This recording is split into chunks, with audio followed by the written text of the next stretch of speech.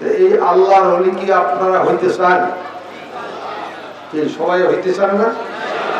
আমরা সাধারণত মনে করি আমরা কি করে আল্লাহর ওলি হব।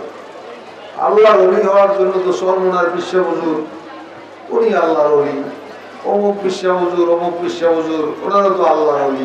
আমরা সাধারণ মানুষ, ব্যবসা বাণিজ্য করি, এই রিক্সা চালাই, আমরা চাকরি বাকরি করি, দুনিয়াতে দুনিয়ার কাজ কামে ব্যস্ত থাকি, আমরা হলাম দুনিয়াদার। আমরা কি করে আল্লাহর ওলি হব? একটা আমাদের মধ্যে এই মারাত্মক একটা জিনিস কাজ করে, কিন্তু আসলে এই ধারণাটা সম্পূর্ণ ভুল। আল্লাহর ওলি হওয়ার জন্য আল্লাহর ওলি হওয়ার বংশ হওয়া লাগে না, আল্লাহর ওলি হওয়ার জন্য বড় আলেম হওয়া লাগে না। আল্লাহর ওলি হওয়ার জন্য কি লাগে? আল্লাহ এই আয়াতের মধ্যে ইরশাদ করেন মাত্র দুইটা জিনিস লাগে। কয়টা জিনিস লাগে? এই দুইটা জিনিস যার মধ্যে থাকবে সে আল্লাহ বলেন আল্লাহর ওলি।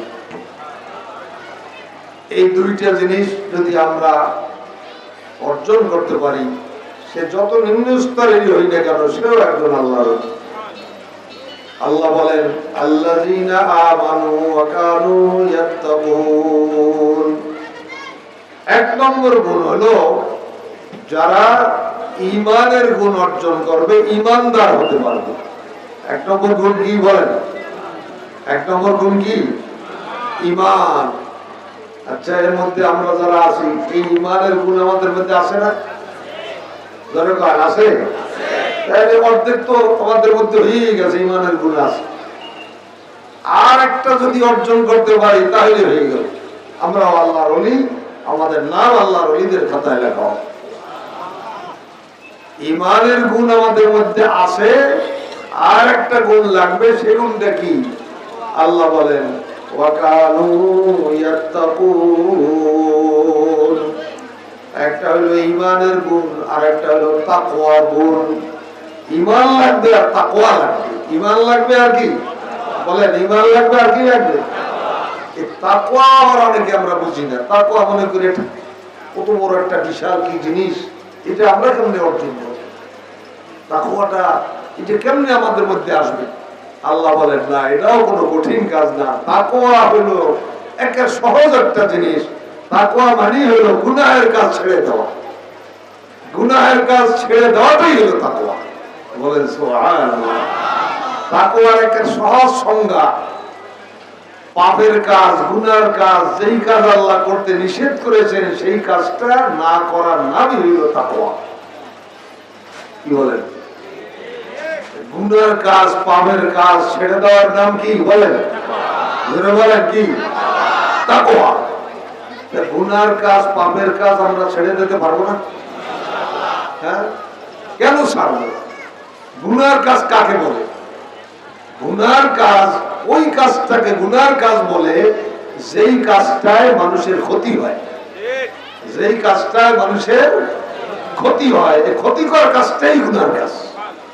গুনার কাজের সহজ সংজ্ঞা হইল যেই কাজ ক্ষতিকর মানুষের, খালি মুসলমান না, প্রত্যেকটা মানুষের জন্য যেই কাজটা ক্ষতিকর ওই কাজটার নামই হলো গুনার কাজ। যেমন উদাহরণ দেওয়া যায়, বিড়ি সিগারেট খাওয়া, এটা উপকার না ক্ষতিকর? কি বলেন আপনারা? কি বলেন?